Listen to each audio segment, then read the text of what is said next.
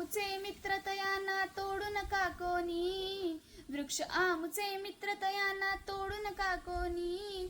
अशी गाणी तर आज फक्त शाळेतच गाण्यापुरती वापरली जातात आणि त्याप्रमाणे वागण्याचा कुणी प्रयत्नच करत नाही. हीच तर खरी खंत आहे. संत तुकाराम महाराज म्हणतात ना, बोले तैसा चाले त्याची वंदावी पाऊले, बोले तैसा चाले त्याची वंदावी पाऊले. आपण देशाच्या विकासाच्या मोठमोठ्या गप्पा मारतो, पण विकास म्हणजे काय हो? व्हॉट्सअपवर दिवसभर मेसेज इकडचे तिकडे करणे म्हणजे विकास आहे का? जंगल नष्ट करून सिमेंटचे जंगल वाढवणं म्हणजे विकास आहे का? उद्याच्या विध्वंसाला आपण आजचा विकास म्हणायचं का? आपल्या पूर्वजांना विकास आणि विध्वंस यातील फरक अगोदरच समजला होता. म्हणूनच संतांनी सांगितलं आहे, वृक्षवल्ली आम्हा सोय रे वनचरे. लोकसंख्येचा विस्फोट होऊ लागला आहे. आपल्याला राहण्यासाठी घरे बांधण्यासाठी आज लाखो वृक्षांची कत्तल केली जात आहे. आज पावसाचं प्रमाण कमी झालं आहे. निसर्गाचं संतुलन बिघडलं आहे. यावर्षीची अतिवृष्टी व असंतुलित पाऊस याचेच हे उदाहरण आहे. विविध बातम्या आपण ऐकतो, मग या मुक्या प्राण्यांचा चुकतं तरी काय? आज माणूस एका फुटभर जागेवर अतिक्रमण होऊ देत नाही. मग मला सांगा, या मुक्या प्राण्यांनी जायचं कुठे?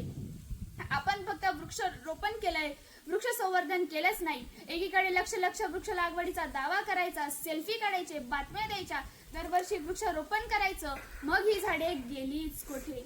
दरवर्षी तोच खड्डा, रोप मात्र नवीन. काय ही बोगसगिरी? आपण फक्त वृक्षारोपण केलंय, वृक्ष संवर्धन केलंच नाही. आजचं वृक्ष संवर्धनाची संख्या जर आज आपण एकत्रित केली तर आपल्याला पाऊल ठेवायला जागाच उरली नसती. आम्ही इकडे घोषणा देतोय, एक तरी झाड लावू मित्रा, आणि दुसरीकडे काय तर हजारो झाडे तोडू मित्रा. अशानं पर्यावरणाचा समतोल राहील का? आता तुम्ही म्हणाल, एका झाडानं काय होणार आहे? तर एक झाड एका वर्षात 15 लाखांचा ऑक्सिजन देतं.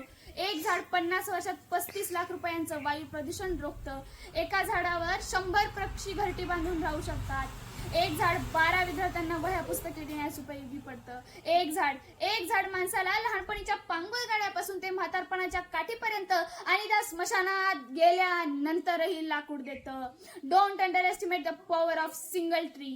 एक झाड काय काय करू शकतं याचा लेखाजोखा आज मी इथे मुद्दामूनच मांडलाय, जेणेकरून प्रत्येक जण याचा गांभीर्याने विचार करेल. वेळ अजूनही गेली नाही मित्रांनो, आत्ता नाही तर कधीच नाही. भविष्यात तुमची, आमची, आपल्या सर्वांची मुलं पाठीवरती ऑक्सिजनचा सिलेंडर लावलेली कशी दिसतील याचा नक्कीच विचार करा. मग असं कुठलं स्रोत आहे जे आपल्याला ऑक्सिजन देऊ शकतं? तासभर ऑक्सिजन देणाऱ्या डॉक्टरांना आपण देव म्हणतो, मात्र आयुष्यभर फुकट ऑक्सिजन देणाऱ्या या झाडांची किंमत आपल्याला कळत नाही. आजपासून आपण शपथ घेऊया की निदान एक तरी झाड लावायचंच, आणि ते नुसतं लावायचं नाही तर त्याचं संवर्धनही करायचं. जाता एवढंच म्हणते, एक तरी झाड लावू मित्रा, त्याला पाणी घालू.